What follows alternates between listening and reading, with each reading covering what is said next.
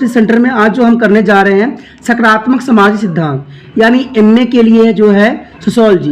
ये जो है बच्चों की डिमांड पे बनाई जा रही है। ये जो है आपका एमए सोशियोलॉजी यानी R425 कोड है इसका।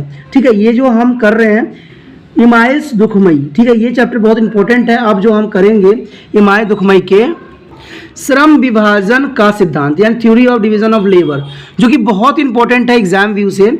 अगर आप कोई भी क्लास में हो, 11वीं में हो चाहे जहाँ मर्जी हो, अगर श्रम विभाजन का सिद्धांत है और दुर्खमय जो इमाइल्स दुर्खमय है, तो ये थ्योरी जो है इंपॉर्टेंट रहता है हर क्लास के लिए। ठीक है, लेकिन चैप्टर स्टार्ट करने से पहले एक बात जो मैं हमेशा कहता हूँ, जिसको आपको मानना भी चाहिए, विचार भी करना चाहिए, वो ये है कि जब भी वीडियो देखिए पूरा देखिए, क्योंकि अधूरा जानकारी सदैव खतरनाक होता है। और आपको पता ही होगा कि अधूरा जानकारी के साथ अगर आगे आप बढ़ते हो तो आपको हर समय एक नई तकलीफ सामना करना पड़ेगा। और मैं नहीं चाहता जो बच्चे मेरे साथ जुड़ चुके हैं वो तकलीफों के साथ जो है अपना एग्जाम को क्लियर करें। ठीक है, साथ में इंपॉर्टेंट बात ये भी रहती है, अगर आप पहली बार वीडियो देख रहे हो तो दोस्तों लाइक शेयर सब्सक्राइब करना मत भूलिए, क्योंकि लाइक शेयर सब्सक्राइब करना ही एक पढ़ाने वाले के लिए सबसे इम्पोर्टेंट होता है। और मैं तो आपके साथ चलता हूँ, आपके लिए ही करता हूँ। ठीक है, आप जैसा कहते हो वैसा ही करता हूँ। ठीक है, आपने कहा एमए को बनाने के लिए तो मैंने एमए बना दिया। एमए के जो है सोशियोलॉजी के मैंने सब्जेक्ट को कवर कर रहा हूँ। तो जब आपके लिए मैं कर रहा हूँ इतना कुछ, तो आप भी मेरे लिए करना पड़ेगा, सब्सक्राइब करना पड़ेगा, अपने जो है वीडियो को शेयर करना पड़ेगा, व्हाट्सएप स्टेटस पे लगाना पड़ेगा, और इसको जो है अपने दोस्तों से भी इसको शेयर करोगे, तभी जाके जो है मुझे खुशी मिलेगी और मुझे प्रेरणा मिलेगी आपसे। तभी प्रेरणा जो है सफलता के रास्ता पे आपके लिए आगे बढ़ेगा। अगर आपसे प्रेरणा नहीं मिलेगी, आप इग्नोर करोगे, तो मैं भी आप लोग के लिए कुछ भी नहीं कर पाऊंगा। तो सोचिए मत, विचार मत कीजिए, शेयर कीजिए, सब्सक्राइब कीजिए। आप सोचते हो कि सिर्फ आपके लिए वीडियो बनाई जा रही है, ऐसा नहीं है। आपको पता है कि त्रिपान स्टडी सेंटर जो है क्लास 8, 9, 10, 11, 12 CBSE के सब्जेक्टों को कवर करता है, प्लस जो है NIOS 10th, ठीक है, NIOS 10th जो होती है +2 होती है, उनका भी कवर करता है सभी सब्जेक्टों के साथ। और प्लस जो है BA फर्स्ट ईयर से लेके, ठीक है, फर्स्ट ईयर से लेकर थर्ड ईयर तक सभी सब्जेक्टों को कवर करती है। प्लस जो है एमए के जो बच्चे डिमांड कर रहे हैं, जो भेज रहे हैं मुझे, कह रहे हैं, उनके लिए अगर सर है, तो इतना विस्तृत होने के लिए आपको सब्सक्राइब करना पड़ेगा। और सब्सक्राइब करोगे तभी आपको नोटिफिकेशन मिलेगा। नहीं सब्सक्राइब करोगे आपको नोटिफिकेशन नहीं मिलेगा। आप उस चैप्टर से अधूरे रह जाओगे, उस टॉपिक से अधूरे रह जाओगे। तो चलिए, ये तो आपके भलाई का था, आप चाहे मानो चाहे ना मानो, ये आपका सोचना है। मेरा विचार ऐसा नहीं है। मेरा तो विचार है जग कल्याण, आपका कल्याण। तो चलिए हम आते हैं श्रम विभाजन के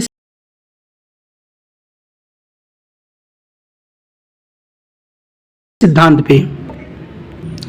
कहते हैं श्रम विभाजन का सिद्धांत, theory of division of labour. देखिए इसमें यही बात बताया गया है, दुर्खिम ने श्रम विभाजन क्षेत्र में बहुत ही बहुमूल्य योगदान दिया और दुर्खिम को जो है श्रम विभाजन के लिए कई पुरस्कार भी मिला और उसका जो है अग्रसर स्थान भी है। दुर्खिम के अनुसार समाज शास्त्र तथ्यों का अध्ययन कराता है। दुर्खिम प्रथम विचारक था जिसने श्रम विभाजन का अध्ययन भी किया था। दुर्खिम ने इसे एक नैतिक तथ्य माना था। भौतिक तथ्य का समाज में जो कार्य होता है, जैसे समाज में एकता, व्यक्तियों में प्रेम, संयोग, सहमति, सहानुभूति आदि के गुण उत्पन्न करना इत्यादि, वही कार्य समाज में श्रम विभाजन का भी होता है। यह समाज की तत्कालीन समाज की आवश्यकताओं की पूर्ति भी करता है। श्रम विभाजन से एक सामान्य चेतना और जागरूकता उत्पन्न होती है जो कि समाज की सामाजिक एकता को बनाए रखता है। श्रम विभाजन में व्यक्तियों में व्यक्तित्व के लिए उत्पन्न हुआ संघर्ष कम हो जाता है। वो व्यक्तियों में जो है सहयोग पर निर्भर उत्पन्न करता है, जो सामाजिक एकता का मूल्य स्रोत भी होता है। श्रम विभाजन जो है समाज परिवर्तन और समाज विकास में सबसे महत्वपूर्ण कारक है। दुर्खिम के अनुसार जो है division of the labour is the variable and other social even flow of from its. तो इन्हें साफ शब्दों में बात बोला कि division of the labour is a variable and other social even flow from its. तो ये साफ शब्द में कहा गया था, ठीक है, इसको डिवीजन किया गया है और इसको जो है सोशल इवेंट भी बनाई गई है। संस्कृति को श्रम विभाजन से अच्छी तरह समझा जा सकता है। श्रम विभाजन को जो है प्रत्येक क्षेत्र में पाया जाता है। जैसे कि परिवार समाज की सबसे छोटी इकाई होती है, परंतु इससे भी श्रम विभाजन पाया जाता है, यानी सबसे छोटी इकाई में भी जो है श्रम विभाजन पाया जाता है। इसके अतिरिक्त समाज के प्रत्येक क्षेत्र में यथा किसी संस्था में, संगठन में, किसी फैक्ट्री अथवा कारखानों में, सामाजिक दलों में, सरकार में, विभागों में, कार्यकालों में और जो है ट्रेड यूनियन में श्रम विभाजन को स्पष्ट और प्रत्यक्ष रूप से देखा जा सकता है, क्योंकि श्रम विभाजन के बिना किसी भी उद्देश्य को पूर्ण करना संभव नहीं है। विलियम ने इसकी सभी पहलुओं पर प्रकाश डाला है और पर्सन्स ने इसके विषय में भी कहा था। यानी पर्सन जो था एक साइंटिस्ट था, उसने साफ शब्दों में बात बोला था सिग्नल के लिए, is a content germs of the almost all the stimuli element of Durkheim's is a letter to the theoretically of development। ठीक है, कि इन्होंने जो कंटेंट किया जर्म जो है ऑलमोस्ट हर एक क्षेत्र में पाया जाता है। ठीक है, उसके बाद जो हमारा है दुर्खीम, यानी दुर्खीम ने एक बात बोला था श्रम विभाजन का महत्व। तो श्रम विभाजन का महत्व जो था वो भी बहुत इंपॉर्टेंट था। कहते हैं श्रम विभाजन समाज की सबसे महत्वपूर्ण आवश्यकता है। कोई भी कार्य अथवा उद्देश्य श्रम के विभाजन के बिना पूर्ण नहीं किया जा सकता। छोटे से छोटे परिवार में जिसमें केवल पति पत्नी हो, श्रम का विभाजन देखा जा सकता है। यानी छोटे से छोटे परिवार में भी जो है श्रम विभाजन देखा जा सकता है। पति काम करता है तो पत्नी घर संभालती है। बड़े परिवार में परिवार के सभी सदस्य कार्य का परस्पर विभाजन कर लेते हैं और प्रत्येक सदस्य अपने अपने कार्य को करते हैं और वह इसकी कार्य के उत्तरदायी भी होते हैं। फैक्ट्री में विभिन्न कार्यों को विभिन्न वर्करों में बांट दी जाती है और उन्हें उस कार्य को पूर्ण करने का उत्तरदायित्व सौंप दिया जाता है। जैसे सरकार का कार्य विभिन्न जो है मंत्रियों में बांट दी जाती है और उन्हें विभिन्न मंत्रालयों और विभागों का चार्ज दिया जाता है जिनके कार्य के लिए वो उत्तरदायी होते हैं। छोटे से छोटे कार्यालय में भी श्रम का जो है विभाजन किया जाता है। संपूर्ण कार्य जो है सुपरिटेंडेंट, सहायकों और क्लर्कों के चपरासियों पर बांट दिया गया होता है। अपनी पुस्तक division of labour in society में कहा है कि division of the labour is the basis necessity of the society.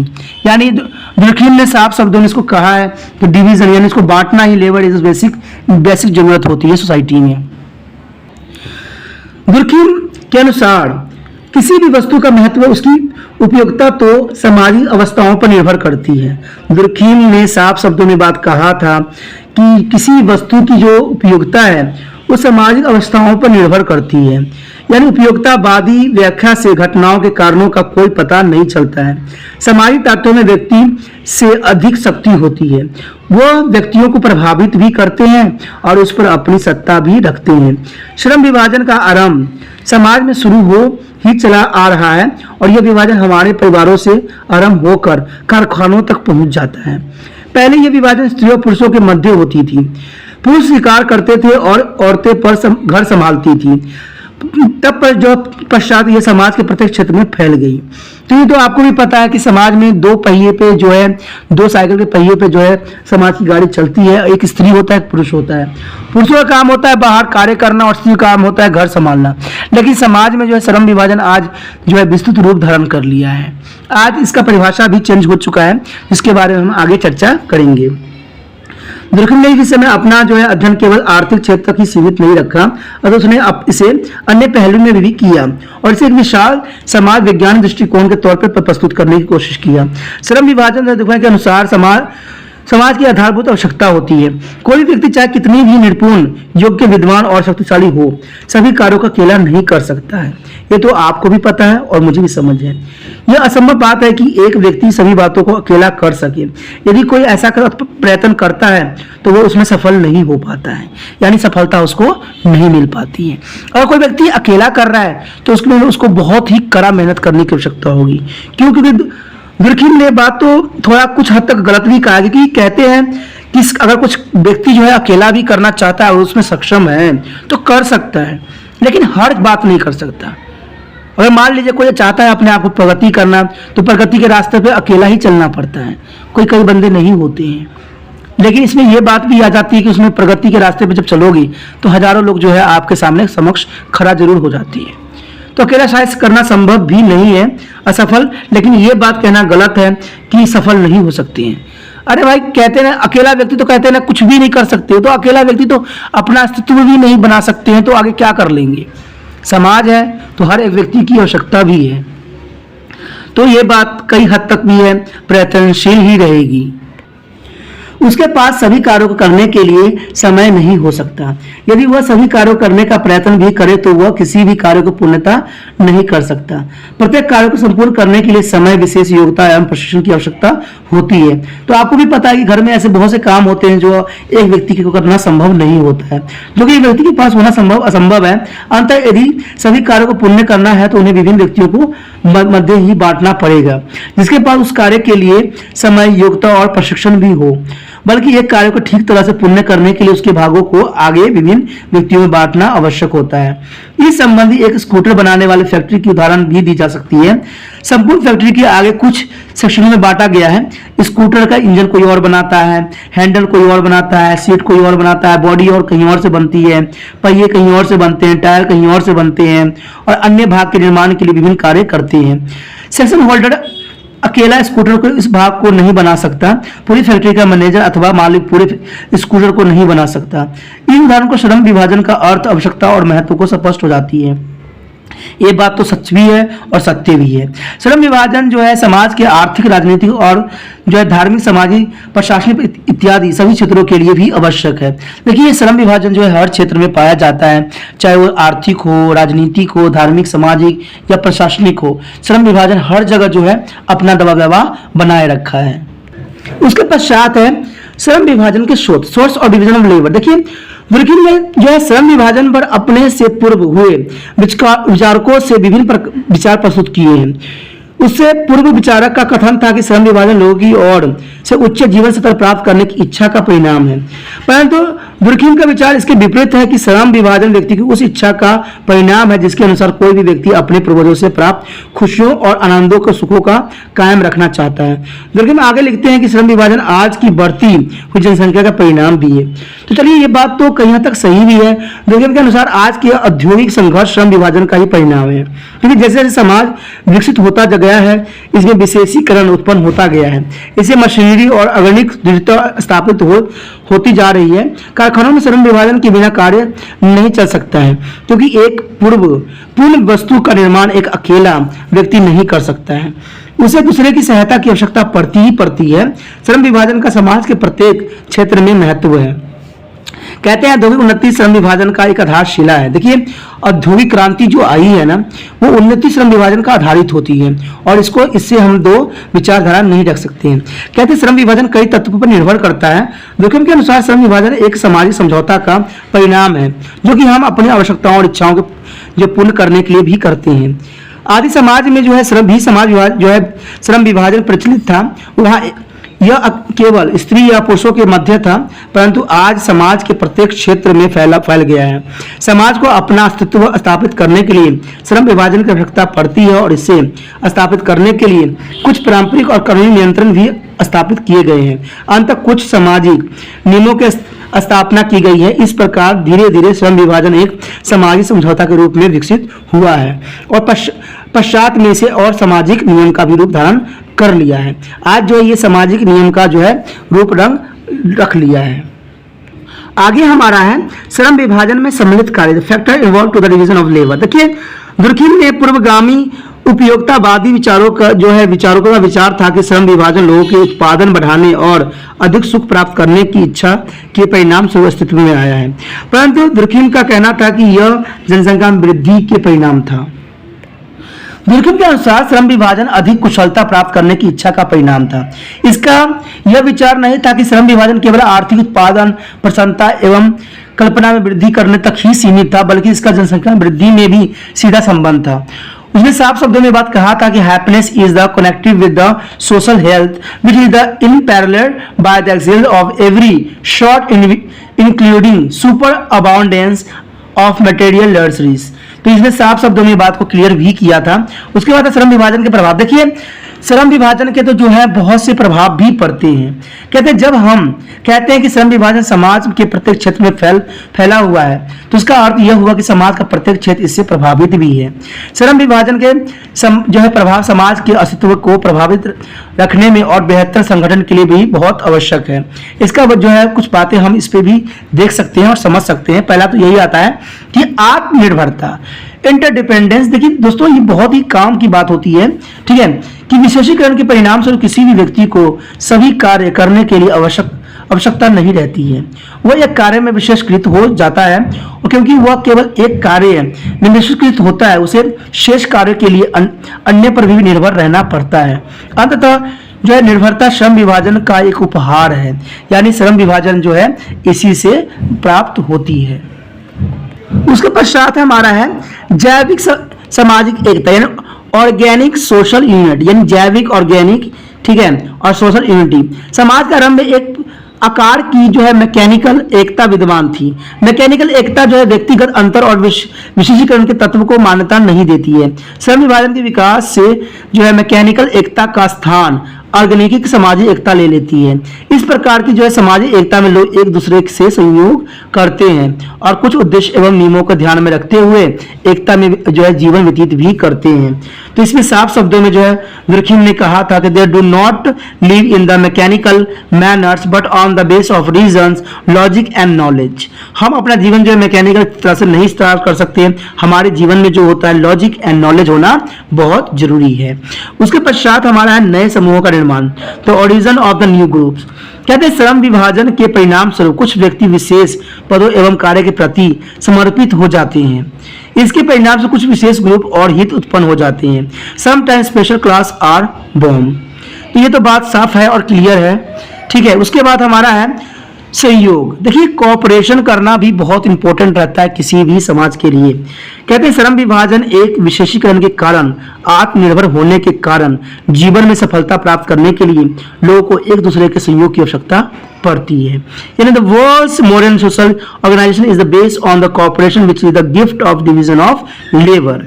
तो आप समझ सकते हो कि वर्ल्ड्स मॉडर्न सोशल ऑर्गेनाइजेशन जितने भी हैं सब कोऑपरेशन पे ही डिपेंडेबल हैं। उसके पश्चात हमारा है नैतिक दबाव। देखिए मोरल प्रेशर, तो दुखमे ने कहा है कि individualism was a moral duty force upon two individual through their division of labour. तो साफ शब्द में कहा गया कि इस समाज में कोई भी व्यक्ति अपना निर्णय करने के लिए स्वतंत्र है, ठीक है। कोई व्यक्ति पर किसी तरह के जो है दबाव नहीं डाला जा सकता है, परंतु यह भी आवश्यक है कि उसका निर्माण अन्य व्यक्तियों के हितों के विरुद्ध नहीं होना चाहिए। यानी आप स्वतंत्र हो अपने कार्य करने के लिए, लेकिन ये कार्य आपको किसी दूसरे के विरुद्ध नहीं होना चाहिए। अगर दूसरे के विरुद्ध होता है तो ये कलकत्ता से सही नहीं होगा। दुखी में कहना है कि हमारा समाज श्रम विभाजन पर आधारित है और ऐसे समाज में व्यक्ति एवं व्यक्तिवाद को मान्यता दी जाती है, परंतु ऐसी सामाजिक व्यवस्था में निरंकुश व्यक्तियों पर जो है समाज के दबाव द्वारा प्रतिबंध लगा दिया जाता है ताकि समाज में निरंकुश व्यक्ति अराजकता न फैला सके। तो ये बात तो भी साफ कहा गया है कि देखिए काम तो आप कीजिए लेकिन अपने रूल रेगुलेशन में रह के कीजिए। आपका काम ऐसा न हो कि समाज के अहित के लिए हो और जो इसमें जो है गैर असामाजिक तत्व अपना जो है फायदा उठा ले और आपका जो है गलत नैतिकता का फायदा उठा ले और आपके देश के लिए वो जो है एक संकट उत्पन्न कर दे। तो इस बात पे जो है बहुत ध्यान देना है, इस नैतिक मॉरल प्रेशर पे ध्यान देने की आवश्यकता है। उसके पश्चात हमारा है एकता की भावना। देखिए एकता की भावना बहुत इंपॉर्टेंट रखता है। क्यों? क्योंकि श्रम विभाजन से व्यक्तियों के मध्य विभिन्नता उत्पन्न होती है, परंतु श्रम विभाजन लोगों में सहयोग, स्वयं अनुशासन एवं आत्मनिर्भरता की भावना उत्पन्न करता है। इससे समाज में कार्यात्मक संबंध उत्पन्न हो जाते हैं। इस प्रकार श्रम विभाजन विभिन्नता के साथ साथ एकता को जन्म देती है।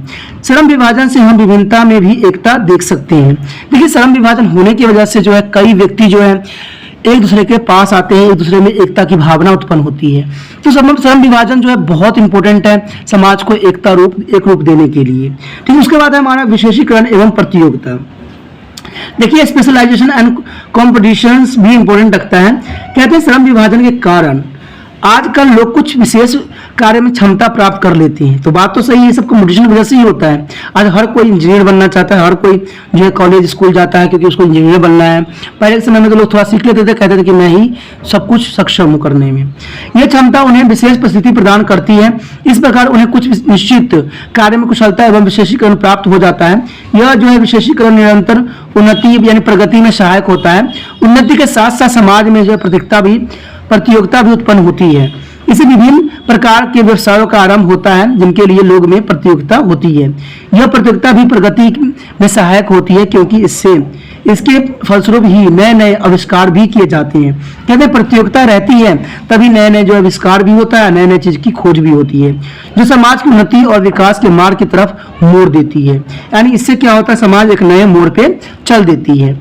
इसके अतिरिक्त श्रम विभाजन व्यक्तियों के विकास में भाग डालता है, क्योंकि इसमें समाज में एक व्यक्ति का महत्व बढ़ जाता है।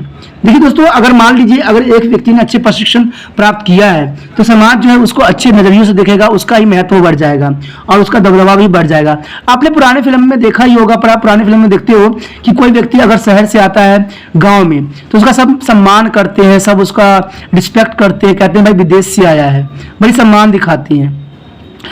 और उसने कुछ अच्छा ज्ञान भी प्राप्त करके आया है, उसके पास इस चीज की स्किल है, और मान लीजिए वो स्किल आपके भी पास होगा तो आपका भी उतना ही सम्मान होगा। तो कहते इससे क्या होगा, व्यक्तियों को सभी को एक दर्जा मिल जाएगा समाज में, क्योंकि आप किसी को गलत नहीं कह सकते। क्यों? क्योंकि उसके पास भी कुछ विशेष ज्ञान है, उसके पास भी कुछ इंपॉर्टेंट चीज है, ठीक है, जो आपके पास है। आपने इस चीज की ज्ञान प्राप्त किया तो उसने उस चीज की ज्ञान प्राप्त किया है, तो आपको इस चीज तो आप करने में सक्षम हो, पर दूसरे काम करने में सक्षम नहीं हो, तो आप उसके पास आपको जाना पड़ेगा। तो इस तरह से जो है भाईचारे की भावना भी उत्पन्न होता है और एक दूसरे के प्रति जो है आदर सम्मान भी उत्पन्न होता है, जो समाज को उन्नति और विकास के मार्ग की तरफ मोड़ देता है। तभी जो है समाज आगे बढ़ता है। कहते हैं हमारे देश में तो एक बात रहती है हमेशा, जो सच भी है, कि हम एक दूसरे के जो कदर नहीं करते हैं, उनकी जो कैपेबिलिटी होती है, उनके जो योग्यता होती है, उनका हम जो सम्मान नहीं करते हैं। और सम्मान कौन करता है? विदेश वाले करते हैं, और यहाँ से उठा के उसको लेके चले जाते हैं। यहाँ कोई बच्चा है, कोई व्यक्ति है जो आविष्कार करता है और सरकार को दिखाता है कि भाई हमने इतना अच्छा आविष्कार किया है, लेकिन सरकार उसकी मान्यता देती नहीं, उसको जो है गुण को समझती नहीं है, और विदेश वाले देखते हैं कि भाई अच्छा किया है तो उसको फटाक से जो है अपने देश बुला लेते हैं। तो यही तो बात हमारी देश की बुराई है। लोग बेशक सरकार ये कहती है कि हम योग्य व्यक्ति को हम मौका देते हैं, लेकिन मौका अगर देते तो विदेश में वो नहीं जाते। अगर अपने देश के युवाओं पे आपका गर्व है तो ये युवा देश अपने देश के लिए नहीं कर रहे हैं, विदेश के देशों के लिए कर रहे हैं, और दूसरे देश को जो है आगे बढ़ा रहे हैं, और हमारा देश जो है अभी अविकसित ही रह जाती है। इसके अतिरिक्त श्रम विभाजन व्यक्ति के विकास में भाग डालता है, क्योंकि इसमें जो है समाज में एक व्यक्ति का महत्व बढ़ जाता है जो कि विस्तृत कार्य में लगा होता है। इसमें जो व्यक्तिवाद का विकास होता है, तो ऐसा में व्यक्तिवाद को विकास नहीं करना है। इसलिए समाज में कुछ नए नियम की स्थापना हुई है। आरंभिक समाज में एकता कठोर कानून द्वारा उत्पन्न की जाती थी। उस समय जो कुछ समाज की इच्छा के विरुद्ध होता था उसे कठोरता से दबा दिया जाता था, परंतु श्रम विभाजन का रंग होने से लोगों को कुछ करने के लिए कठोर कानून द्वारा विवश नहीं किया जाता है। आज हर व्यक्ति जो है बहुत ही सरलता से उस चीज को कर रहा है और अपनी जो है विशेष योगदान भी दे रहा है। उसके पश्चात हमारा श्रम विभाजन का स्वरूप देखिए। दुर्खीम का विचार है कि श्रम विभाजन का स्वरूप परिवर्तनशील है, जो बढ़ती जनसंख्या के परिणाम स्वरूप होने वाले सामाजिक परिवर्तन का परिणाम है। कहते जनसंख्या की घनत्व बढ़ने के समाज में जो है सामाजिक प्रतियोगिता और औद्योगिक विकास भी बढ़ गया है। तो दुर्खीम ने ये स्वयं ही संबंध में कहा था, the division of the labour various in the directly relation with their volume and density of society, and it is a progress in a continuous manner in the course of social development. It is because of societies become regularly denser and generally more vulnerable. तो ये तो साफ शब्दों में बात बोला गया कि श्रम विभाजन एक परिवर्तनशील स्वरूप समाज के रोमांचक रूप के पैथोलॉजिक फॉर्म से भी अभिव्यक्त होता है। दुर्खीम ने कहा है कि जो श्रम विभाजन और स्वास्थ्यवर्धक भी है, जिसका परिणाम समाज विघटन में भी निकलता है। वर्ण संघर्ष और वर्करों एवं पूंजीपतियों के मध्य संघर्ष भी श्रम विभाजन के परिणाम है। श्रम विभाजन विभिन्न वर्गों के एक साथ रखने में भी असफल रहता है, फिर भी श्रम विभाजन भी चलता रहता है। यानी कह सकते हो कि परिणाम स्वरूप कहा जा सकता है कि सारे चीजों का आप निष्कर्ष चाहो तो ये बात बिल्कुल ही रख सकते हो कि दुर्खीम ने जो है श्रम विभाजन थ्योरी के रूप में है समाज विज्ञान को एक नई दिशा प्रदान किया है। यद्यपि इसमें कुछ कमियां और कमजोरी भी पाई गई है। दुर्खीम के श्रम विभाजन के जीव वैज्ञानिक दृष्टिकोण से जनसंख्या के कारक और कारण विश्लेषण और परिभाषित भी किया है, परंतु वह इसे अच्छी तरह विश्लेषित और परिभाषित करने में थोड़ा निर्बल दिखाई जरूर देता है। दुर्खीम ने कहा है कि but he was the presented their factual and the relative analysis of the influence of the division of labor on society and the social development. यानी श्रम विभाजन के साथ साथ व्यक्तिवाद का विकास करता है और इसके विभिन्नता में एकता दिखाई देती है। यह समाज को सहयोगी, अनुशासित और आत्मनिर्भर बनाती है।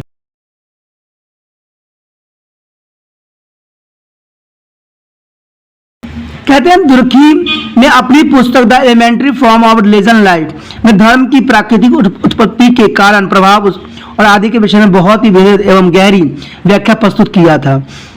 कहते हैं धार्मिक जीवन के आरंभिक स्वरूप का यह सिद्धांत दुर्खीम का तार्किकता और विश्लेषण की व्यक्ति को परिचालक है। अपना इस रचना में दुर्खीम ने धर्म की एक शुद्ध सामाजिक शास्त्रीय आधार पर व्याख्या भी किया था। दुर्खीम ने धर्म की उत्पत्ति का प्रमुख स्रोत समाज एवं केवल समाज को ही माना है। दुर्खीम ने इस सबसे अधिक मौलिक रचना का जो है बहुपक्षीय महत्व भी दिया है। इसमें दुर्खीम ने जो है टोटमवाद से जो है संबंधी मान्यताओं और विश्वास और उसकी उत्पत्ति की व्याख्या भी की है। इसमें धर्म की जो परिभाषा भी दी गई है। धर्म से संबंधित सिद्धांतों, आत्मवाद और प्राकृतिकवाद की आलोचना प्रस्तुत भी की गई है। कहते हैं कि सारी बातों को जो वर्णन किया है दुर्खीम ने अपनी रचना में धार्मिक संस्कार और अनुष्ठान का वर्णन भी किया है, जिसमें निषेध, बलि, कर्तव्य, बोध, पूर्वज, स्मृति, पवित्रता इत्यादि से संबंधित विभिन्न प्रकार की संस्कार की भी व्याख्या किया है। कहते हैं धर्म के धारण, कॉन्सेप्ट ऑफ रिलीजन, धर्म के सामाजिक सिद्धांतों के प्रस्तुत करते हुए दुर्खीम ने जो है समकालीन प्राचीन धर्म संबंधी सभी सिद्धांतों का खंडन भी किया है। दुर्खीम के अनुसार जो है एडवर्ड जो है टाइमर ने धर्म की उत्पत्ति आत्मवाद के सिद्धांतों के आधार पर ही किया था।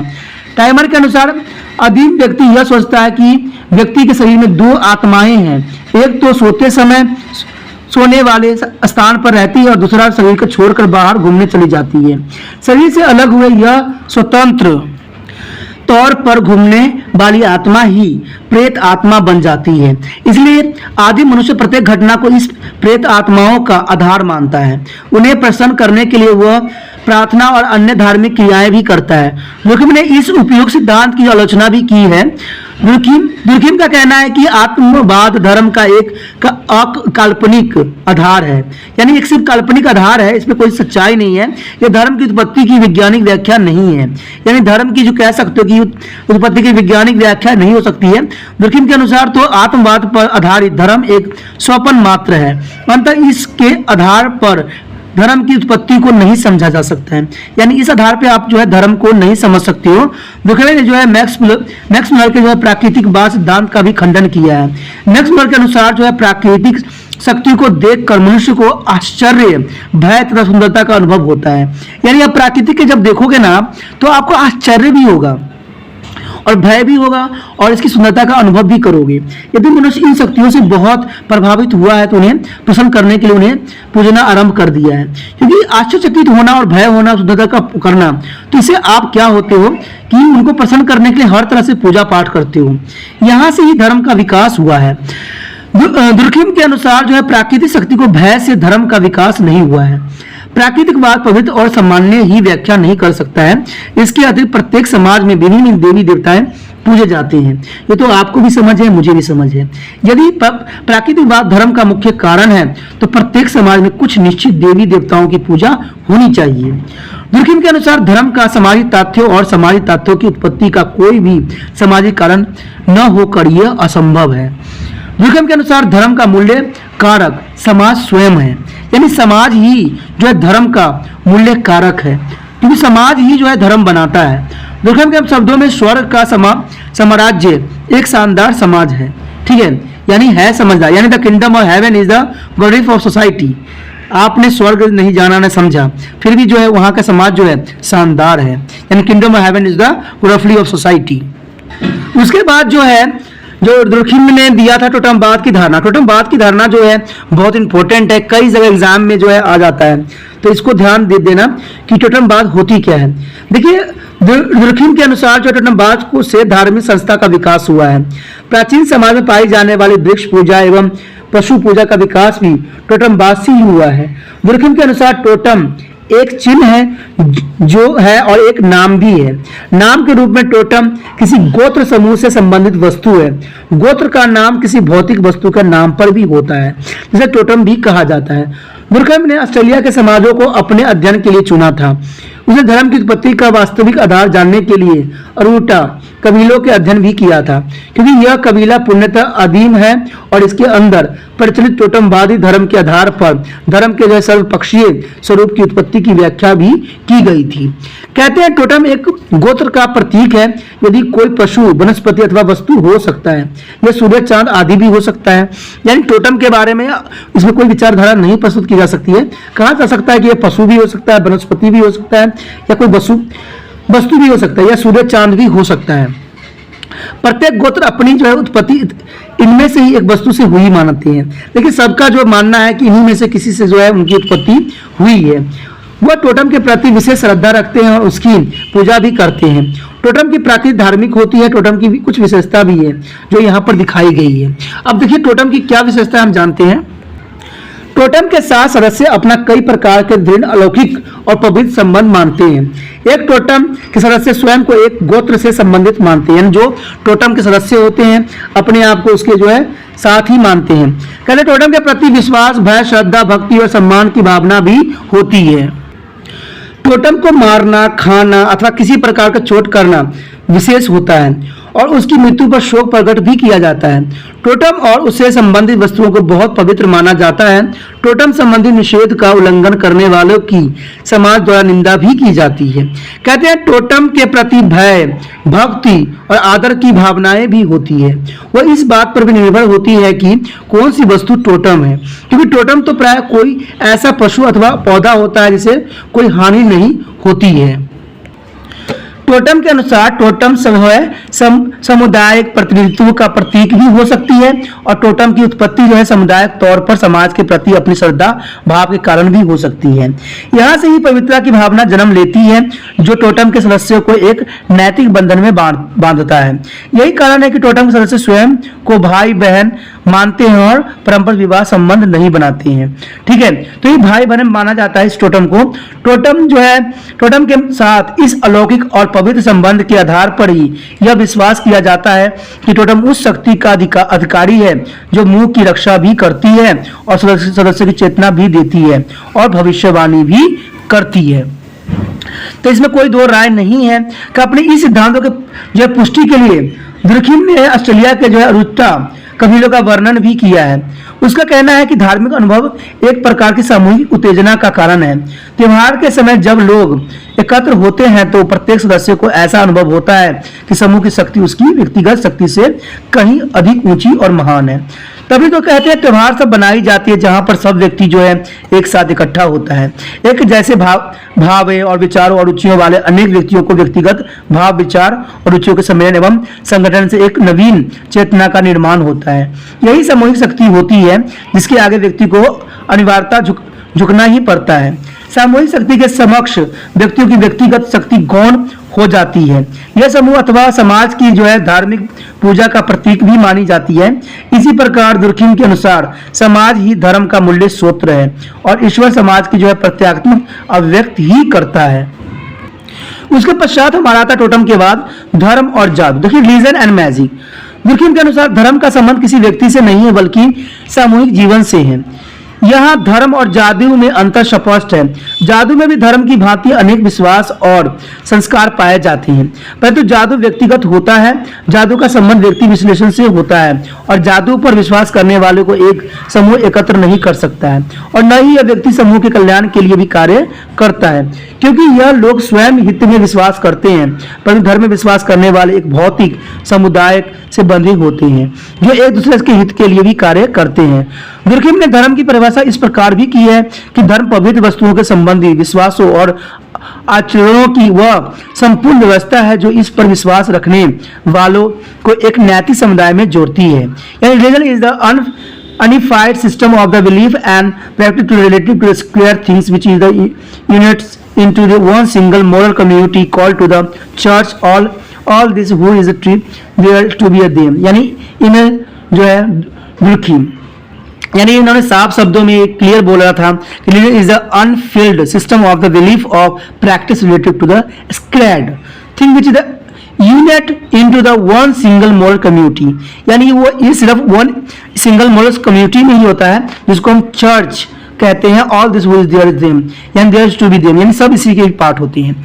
उसके बाद उन्होंने दिया था विश्वास, यानी बिलीफ। कहते हैं धार्मिक पूजा व्यक्तियों के व्यक्तिगत स्वार्थों से ऊंचा उठाती है और वह समूह के कल्याण के लिए कार्य करते हैं। ठीक है, दुर्खिम के अनुसार जो है प्रत्येक धर्म में कई प्रकार के विश्वास पाए जाते हैं जो सामूहिक क्रियाओं के प्रतीक माने जाते हैं। ये विश्वास दो प्रकार के होते हैं, एक सकारात्मक विश्वास इन पॉजिटिव बिलीफ। इस विश्वास का जो है संबंध मनुष्य, पशु और वनस्पति की वृद्धि से है। इसमें विभिन्न धार्मिक कारक जुड़े होते हैं। यह कार्य मनुष्य अपनी आत्मा की प्रसन्नता और सामाजिक कल्याण के लिए भी करता है। दूसरा जो पार्ट होती है वो नेगेटिव आती है, नकारात्मक तत्व रखती है, नकारात्मक विशेषता होती है। प्रत्येक धर्म में कुछ निषेध यानी टक्कुस पाए जाते हैं। यह खाने पीने एवं संपर्क संबंधी होते हैं। कहते हैं दुर्खिम के अनुसार प्रत्येक धर्म में विभिन्न अवसरों पर विभिन्न धार्मिक रीतियां की जाती है, तो सबको नॉलेज है और पता भी है। यह मृत्यु पर जो है अफसोस, संस्कार, जन्म के समय जन्म संस्कार इत्यादि।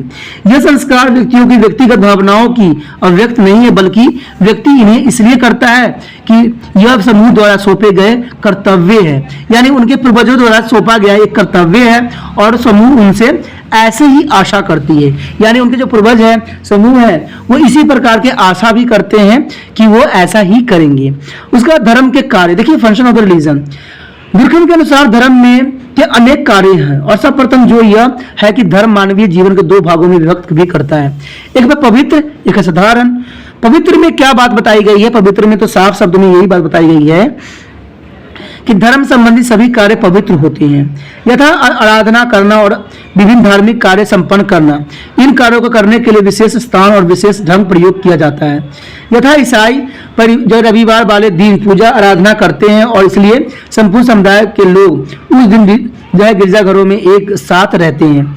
यदि कोई व्यक्ति धर्म के विरुद्ध कार्य करता है तो उसकी शुद्धि के लिए प्रत्येक धर्म में कई रीतियां पाई जाती है।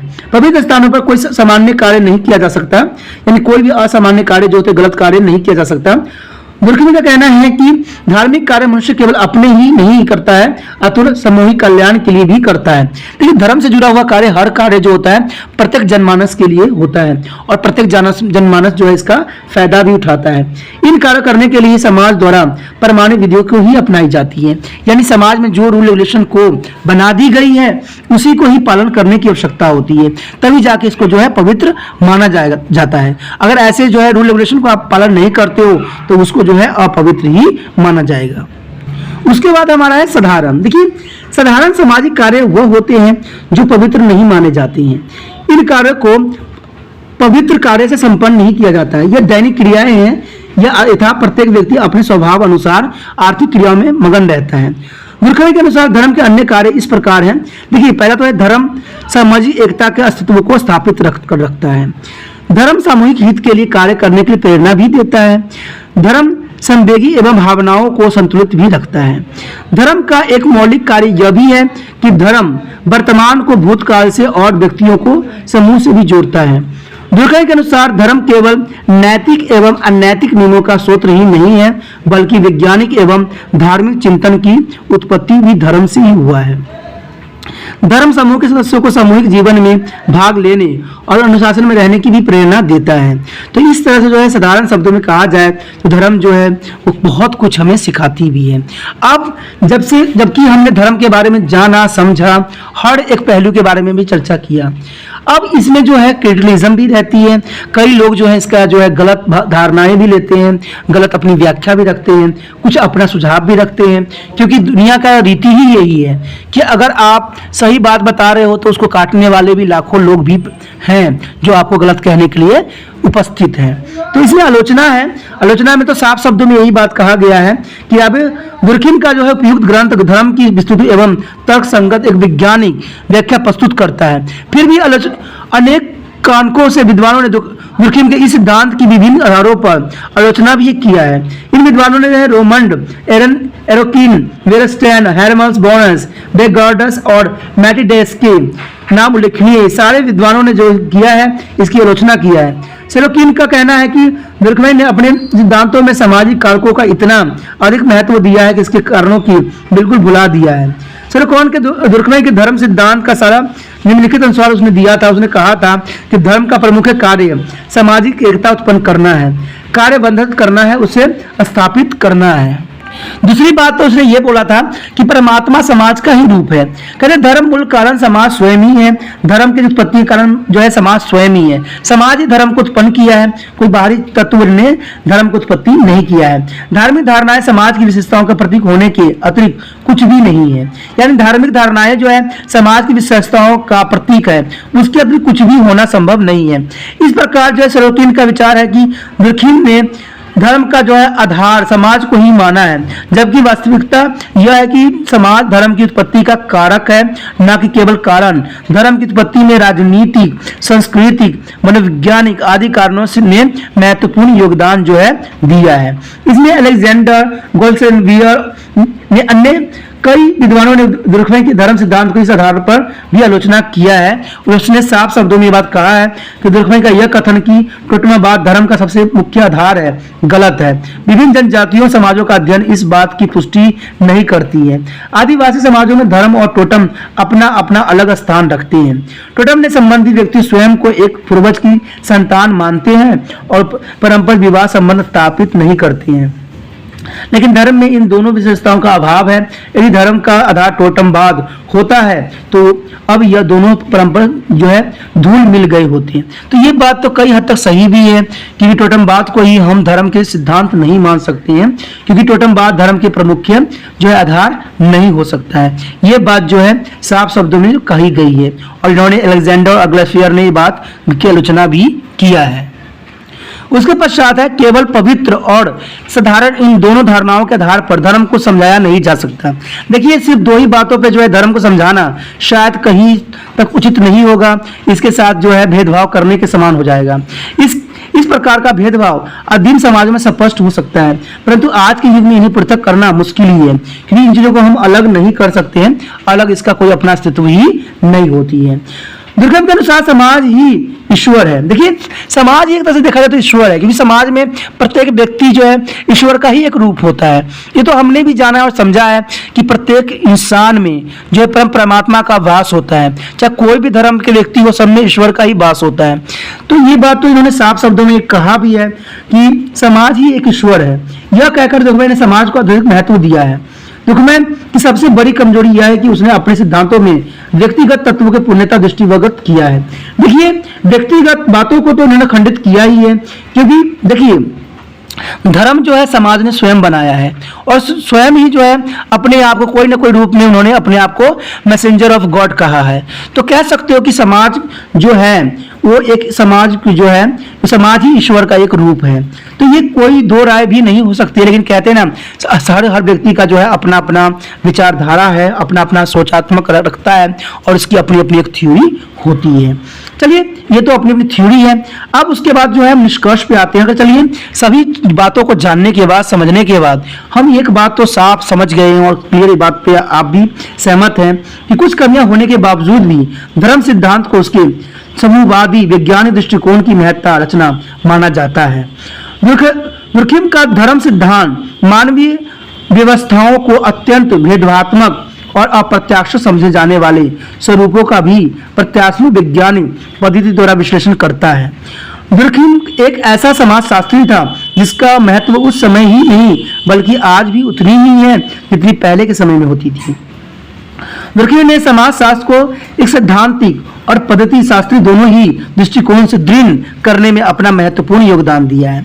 अंत में हम यही कह सकते हैं कि काम्टे के पश्चात दुर्खिम ने समाजशास्त्र को आगे बढ़ाने के लिए बहुत ही महत्वपूर्ण योगदान भी दिया है और दुर्खिम धर्म की सामाजिक एकता की दृष्टि से क्रियात्मक बात कर धर्म को एक अलौकिक आधार प्रदान किया है।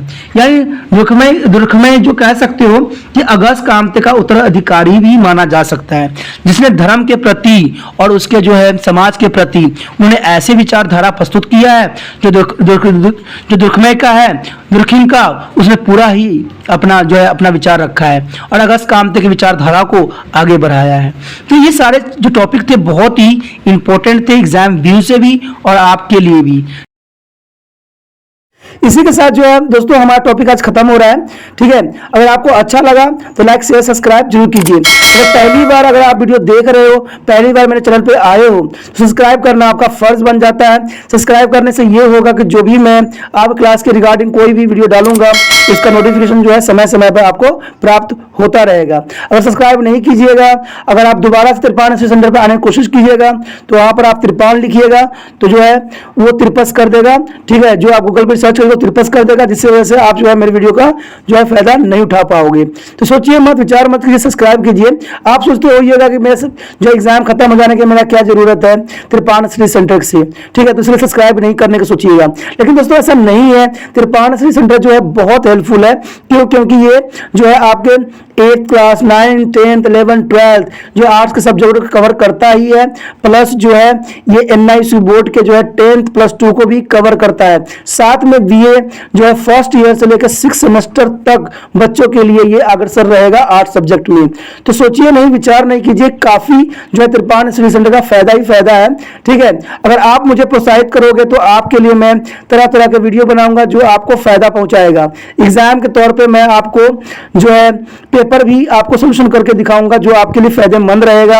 अगर नहीं सब्सक्राइब कीजिएगा, मेरा मनोबल घटेगा, तो हो सकता है कि आपको फिर दोबारा मैं ना वीडियो बनाऊं और आपको फायदा ना पहुंचाऊं। तो अभी भी नहीं सोचिए, मेरा जितना आप फैलाइएगा, जितने दूसरे बच्चों के साथ शेयर कीजिएगा, उतना जो है मैं आपके लिए कार्य करने में अग्रसर रहूंगा। ठीक है दोस्तों, इसे सोचिए मत, विचार मत कीजिए, अभी सब्सक्राइब कीजिए और अपने व्हाट्सएप स्टेटस पे लगाइए और दूसरे बच्चों के साथ भी शेयर कीजिए। ठीक है दोस्तों, अपना ध्यान रखना, बाय।